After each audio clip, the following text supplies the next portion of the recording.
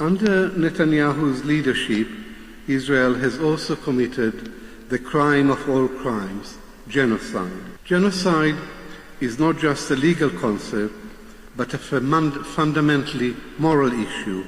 It is the denial of the right to exist of a whole group of people. Israel's national identity is inextricably linked with the Holocaust. But Israel is no longer the victim, if it has ever been.